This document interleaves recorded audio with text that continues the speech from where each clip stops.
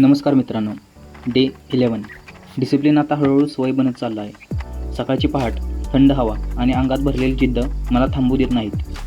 सकाळी आल्यावर थोडा वॉर्मअप करून घेतला आणि रनिंग करायला सुरुवात केली.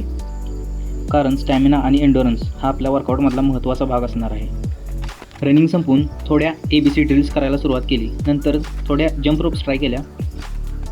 आजचा दिवस हा फ्लिपसाठी असणार आहे, म्हणून बेसिक एक्सरसाइज झाल्यावर फ्लिप ट्रेनिंगला सुरुवात केली. यात आत्तापर्यंत शिकलेला फ्लिपचा सराव केला आणि नंतर काही नवीन फ्लिपचा प्रयत्न करत होतो.